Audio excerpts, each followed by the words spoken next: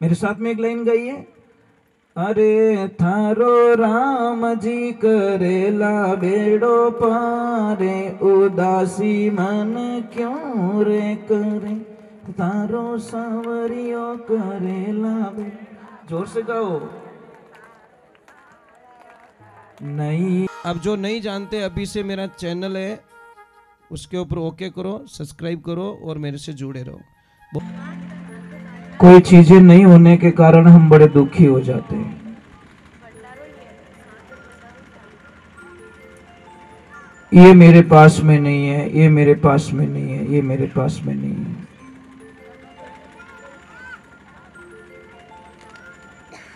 कोई आदमी अगर बीमार है, उसको कैंसर हो गया है, तो क्या उसको कार ला के देंगे तो बीमारी चली जाएगी? क्या उसको अच्छा मकान बना के देंगे तो बीमारी चली जाएगी?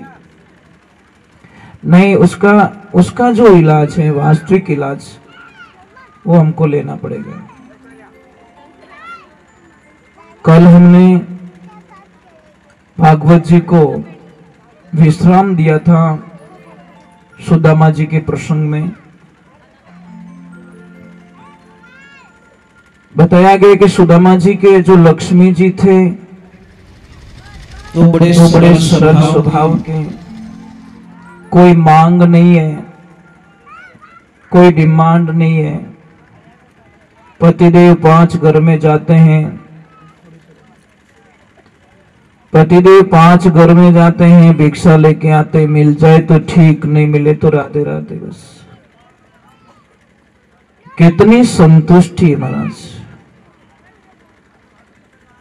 और जब तक आपके जीवन में संतुष्टि नहीं होगी नहीं, तो हमारे को वो लिस्टें सताती रहेगी। कोई नगरी का राजा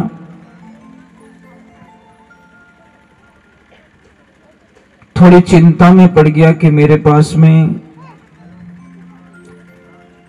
अगर 7 वर्ष तक बारिश ना आए, अनाज पैदा ना हो, कहीं से कर ना मिले, तो 7 वर्ष तक तो भंडार भरा है, कोई दिक्कत नहीं है। परंतु अगर 8वें साल में बारिश नहीं आई तो क्या करूंगा? फिर आ गया तो ये तो वाला लफड़ा गया नहीं अभी। तो जब तक जिएंगे तब तक नहीं जाएगा, शायद ऐसा लग रहा है। तो घुस गया नहीं है। राजा को इतनी चिंता सताने लगी जिसकी कल्पना नहीं है। राजन घोड़े पे सवार होके जा रहे हैं, और जैसे ही राजा साहब जा रहे हैं तो एक मैया को देखा। उनको पता ये मैया मांग के खाती है, और जब तक उसको मिल जाती ठीक, नहीं मिलता तो भी राम राम। मां को देखा तो मां सो रही है। राजन ने अपने घोड़े को रुकवाया, रथ को रुकवाया, और मां को बोला कि मैया आज मांगने के लिए नहीं जा रहे हो? देखिए उस मैया का उत्तर देखिए कि राजन, मैं आधी रोटी खाती हूं, पीने के लिए 1 बोतल पानी पड़ा है, और खाने के लिए संध्या काल के लिए 1 रोटी पूरी पड़ी है, जिसमें मैं आधी ही खाऊंगी, आधी मैं किसी को दे दूंगी, आधी मैं खा लूंगी। और कल की राम जाने, कल की जाने भगवान, देगा तो खा लेंगे, नहीं तो राधे राधे है ही है। एक क्षण के लिए राजन वहां रुक गया, और उसको इतना आत्मज्ञान हो गया और वापस मुड़ गया कि मूर्ख, जिसके पास में सिर्फ 1 टाइम का खाना है, वो आनंद से नींद ले रहा है, और तेरे पास 7 वर्षों का भंडार भरा है, तो भी तू तिल तिल करके मर रहा है। इसीलिए ध्यान रखे, जिंदगी में वो चिंताएं छोड़ दीजिए आप। मारा टाबर रो कहीं रही, मारा बिनो कहीं रही, मैं नहीं रहूं तो ओ काम की कर रही, मतलब ये थोड़ा बोझ है हमारे दिमाग में। और जिंदगी को जियो तो ऐसे जियो का आनंद आ जाए। तो सुशीला जी आनंद में कोई दिक्कत नहीं है, परंतु तो कभी कभी थोड़ा सा फीलिंग हो ही जाता है। एक दिन सुशीला जी ने बोला कि पतिदेव, मेरे पास कोई व्यवस्था है तो मैं व्यवस्था मांगनी नहीं चाहती। एक साड़ी है, मैं आधी धो लेती हूँ, आधी को पहन लेती हूँ, आधी को धो लेती हूँ, आधी को सुखा देती हूँ। परंतु मैंने सुना है कि आपके मित्र हैं द्वारकाधीश, आपके सखा है बालपना का। तो उन्होंने बोला कि हाँ सर ये सही है, ये तो गलत तो नहीं है, तो जाओ उनसे मिलके तो आओ।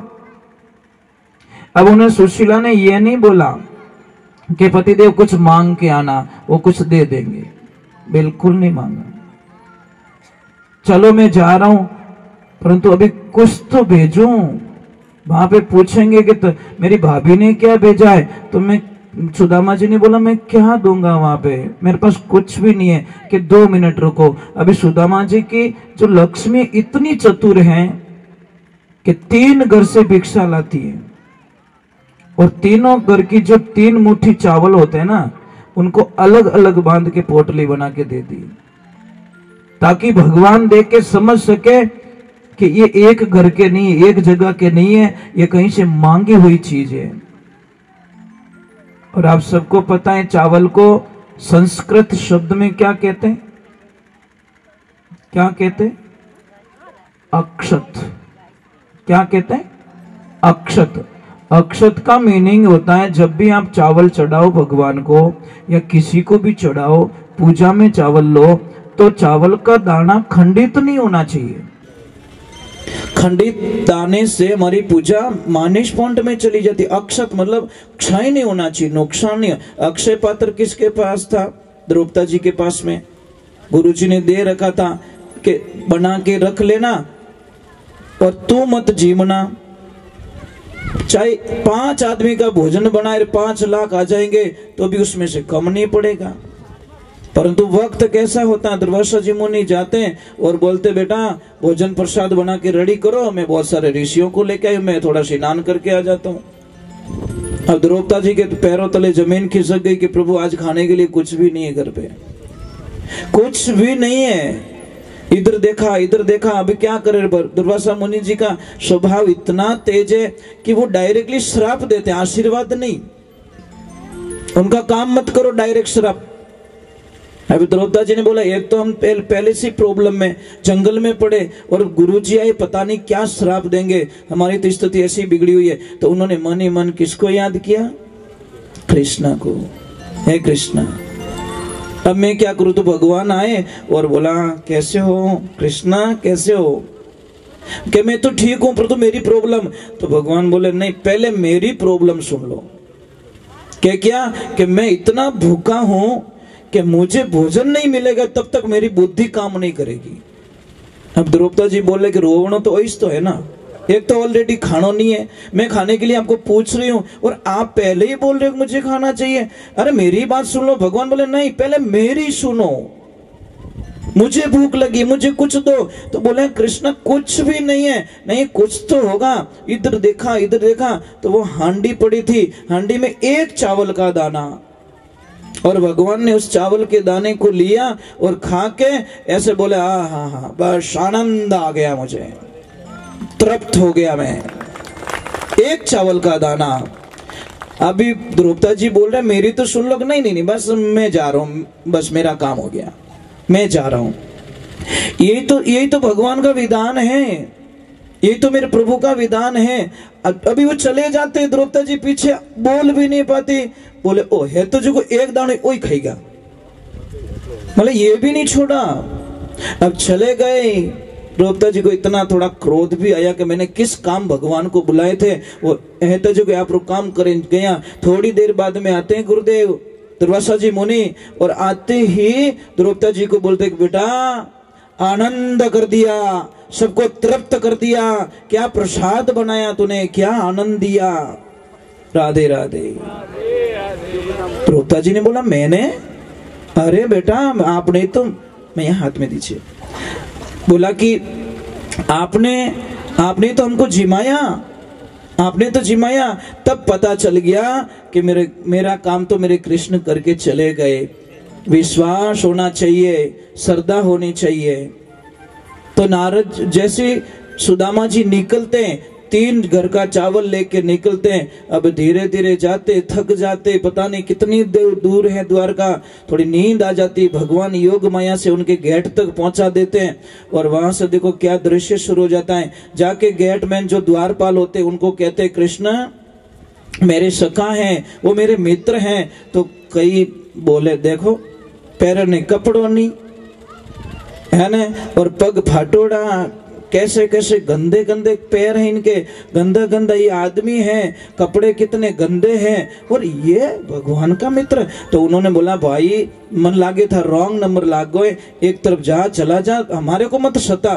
नहीं तुम मान ही नहीं रहे, वो मेरा मित्र है, अरे बालपना का मित्र है। तो अब देखो भोला आदमी रो काम भोला आदमी कर सके। एक भोला आदमी, उसके दिमाग में कुछ बात बैठी और वो कुछ काम से जा रहा था। जैसे ही राज दरबार में गया, अकेला बड़बड़ाता जा रहा है कि पता नहीं कौन कौन सुदामा पता नहीं कहां से आया और अपने आप को कृष्ण का मित्र बता रहा है। ये आवाज पड़ गई मेरे प्रभु के कानों में और उसको बोले, ए बोले इधर आ, कि क्या हुआ, अभी तो किसका नाम ले रहा था? अरे प्रभु मैं किसी का नहीं। अरे नहीं तू कुछ बोल रहा था। अरे प्रभु बाहर कोई आया है, सर पे पगड़ी नहीं है, तन पे कोई कपड़ा नहीं है, पैरों में जूते नहीं है, और ऐसी स्थिति है कि आप देख ना पाओ, और नाम बता रहा है श्रीदामा, सुदामा जी नाम बता रहे। महाराज नाम सुनते देर लगी मेरे प्रभु को, नाम सुनते आव देखा न ताव देखा, मुकुट पहना नहीं, पीताम्बर पहना नहीं, कुछ भी नहीं, पैरों में खड़ाऊ नहीं, कुछ भी नहीं, और मेरे भगवान दोनों हाथों को फैलाकर दौड़ के जा रहे हैं। और ऐसे दौड़ के गए, ऐसे दौड़ के गए, ऐसे दौड़ के गए, जाके उनको गले मिला दिया। द्वारपालों ने बोला ये क्या हो रहा है, भगवान को क्या हो गया? जाके गले मिलाया और भगवान लेके जा रहे हैं। अब देखिए मेरे प्रभु की लीला देखिए। कौन कहते भगवान हमसे प्रेम नहीं करते हैं? ये कहने वाले झूठे होते हैं जिनको इनका रस नहीं मिला, जिनको आनंद नहीं मिला। अब भगवान जाते हैं और अपनी राजगद्दी पे, अपने सिंहासन पे सुदामा जी को विराजमान करते हैं। और आप सबने सुना कि अपने आंसुओं से सुदामा जी के पैर धोते हैं और भगवान पैर धोते और उनका चरणामत लेते हैं। और फिर सुदामा जी बोल रहे कि भगवान यहाँ तो सारी सोने की चीजें बनी हुई है, और मैंने अगर ये पोटली दे दी ना तो हमारी तो बहुत बेकार हल्की लग जाएगी, पोटली नहीं बतानी है बस। अब सुदामा जी क्या करे, ऐसे दबा दी, और दबावे जने आदमी थारो खान तो ऊंचो रहे, ऐसे करे तो पड़ जाए ऐसे। अब भगवान बोल रहे सुदामा तेरा शरीर टेढ़ा क्यों है?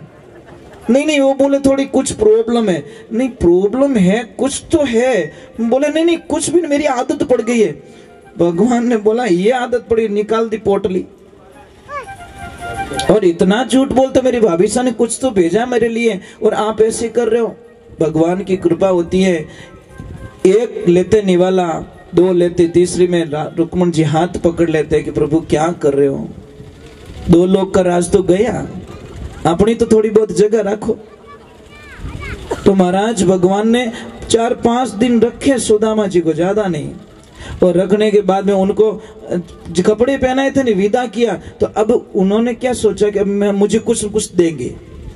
भगवान तो कुछ नहीं दे रहे, बिल्कुल नहीं, पूछ भी नहीं रहे। कहीं कमी रहे तो कहो, कोई चीज की आवश्यकता रहे तो कहो, किन्हें भेजू कहीं करो, कुछ भी नहीं। सुदामा जी जा रहे, वहां तक पहुंचे और बोला 1 मिनट सुदामा जी। तो सुदामा जी को क्या लगा, अब याद आया, अब मुझे कुछ देने कि क्या कि ये जो कपड़े पहने ना ये मेरे हैं, कपड़े तो निकाल दीजिए।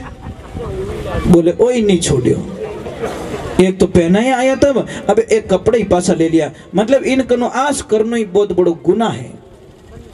भगवान की कृपा होती है। फिर आगे जाते और बोलते सबको राम राम कहना, सबको जय श्री कृष्णा कहना और सबको याद करना। अब वो मन में के याद करी उड़ी है, मारो टाइम ही बिगाड़ियो। मैं बड़ी आस लेके आया कि मुझे कुछ मिलेगा। हमारा जैसे ही सुदामा जी अपनी नगरी में पहुंचते तो वहां का दृश्य थोड़ा बदल जाता है। सुदामा जी बोल रहे कि शायद मैं कोई गलत गांव में आ गया, क्या हुआ? गलत काम में आ गया क्या? इधर देखा तो बोला चबूतरा तो वही है, रोड भी वही है, सब कुछ वही है, पर ये सारे घर वो नहीं है, मेरी झोपड़ी कहाँ गई? और जैसे ही जाते अपनी झोपड़ी की तरफ तो वहां पे पहरेदार खड़ा था। बोले ओए कहाँ जा रहा भाई? बोले यहाँ पे एक झोपड़ी थी। कि झोपड़ी तो हमको पता नहीं है, पर ये श्रीमान श्री सुदामा जी का महल है। सुदामा जी ये कौन है? तब से ऊपर से आवाज आ जाती है, महारानी जी की पधार जाइए। ये सब हरी कृपा हो गई। आपने आंख बंद करके खोली तब तक तो पूरी नगरी को ही पलट दी। इसलिए एक बात का ध्यान रखें, भगवान के ऊपर विश्वास करें तो पूर्ण रूप से कीजिए, आधा विश्वास मत कीजिए।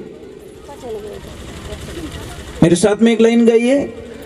अरे थारो राम जी करेला बेड़ो पारे, उदासी मन क्यों रे करे, थारो सांवरियो करेला बेड़ो। जोर से गाओ। नैया तू कर दे प्रभु के हवाले, नैया तू कर दे थारो लहर लहर हरि आप रे संभाले, लहर लहर हरि थारो राम जी करेला बेड़ो पारे, उदासी मन क्यों रे करे, तारो सांवरियो। निराश मत होइए, आनंद से रहिए। संगत वैसी होनी चाहिए जो हमारे जीवन को बदल के रख दे।